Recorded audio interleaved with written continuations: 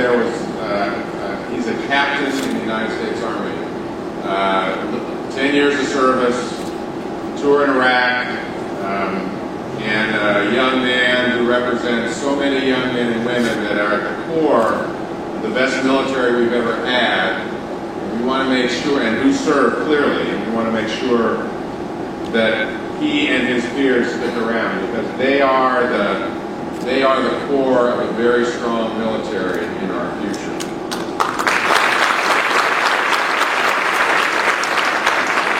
I very much appreciate the opportunity to say a few words, and it's particularly heartening to listen to the testimonials that we all just heard. I've met many young people this morning who are working here, and I'm again encouraged by their focus on service, although many of them also, when I ask them about what they're doing with their lives right now, many of them are in school, and they weren't shy about telling me that they were missing classes for a few days. But they also represent so much of what is good and what is possible for our country.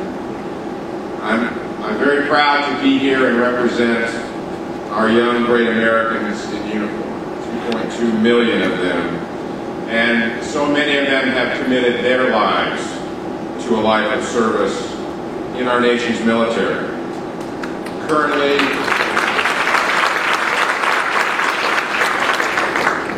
there are over 200,000 soldiers, sailors, airmen, Marines, and Coast Guards in Iraq and Afghanistan. Many of them in harm's way, many of them serving in a way that is so representative of who we are as a nation, so that we enjoy the freedoms and the democracy that we have in this country, and that we can sustain our ability to choose what we want to do and to serve as everyone is being encouraged to do here.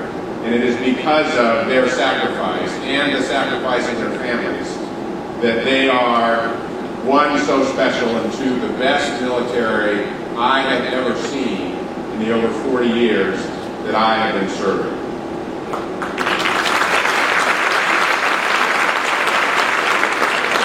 And many of them are there because of what happened here 7 years ago.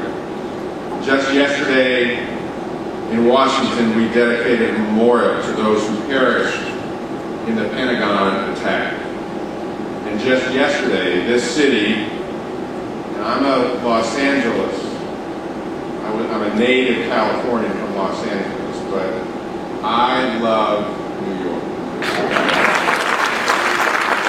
And New York has forever taken care of those men and women who serve in uniform. It is easy to come here. It's always joyous to be so well received, and to have this kind of conference and this kind of commitment here in New York is very representative of everything that is great about this city.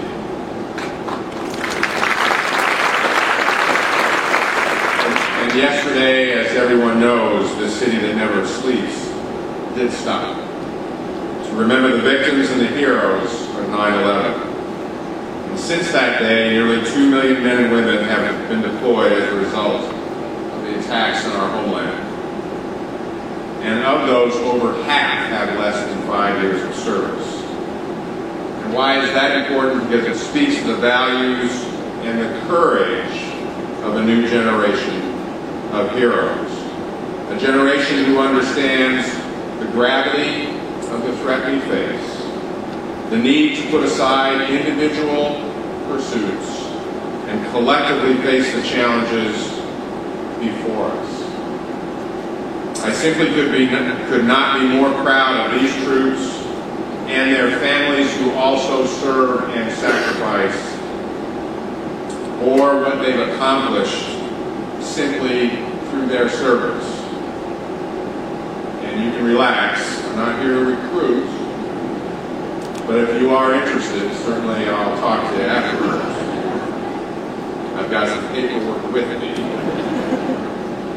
but I am here to enlist your continued service, to encourage you and to thank you for all that you have done to help others in need. And I'm also here with a testimony of my own, a testimony of service that volunteered is better than service required. 40 years ago, I headed east from California to attend the Naval Academy in Annapolis, Maryland, having never been there before, having never been on the East Coast.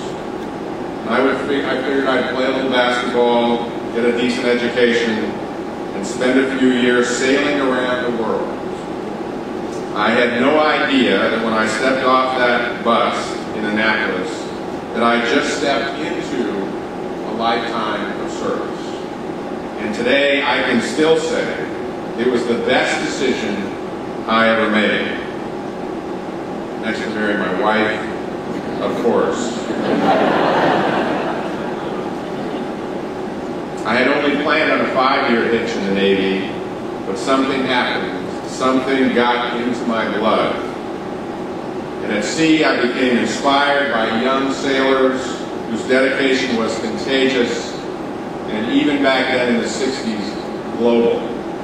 It was there that I discovered there is no greater reward than to serve something larger than yourself. And I believe today's military men and women would tell you the same thing. They tell me that in their words, more importantly, they tell me that in their deeds. And the armed forces are a great way to serve. There are dozens here today that are participating with you who are either on active duty or reserves or who have served. And I'd like to ask you to just please stand up.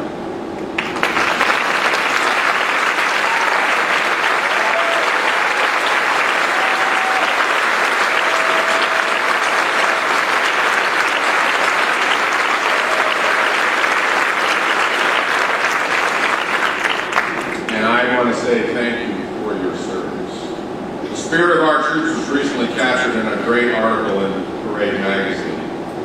On patrol in southwest Baghdad in December of 2007, Army Major Jason Wagner stepped onto a raped mortar round. In his words, the explosion blew me up in the air and I landed inside the crater.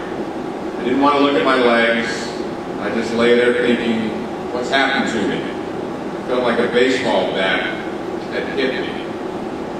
Jason blacked out while being evacuated and woke up at Brooke Army Medical Center in Texas to discover that his left leg had been amputated. When asked about his injuries,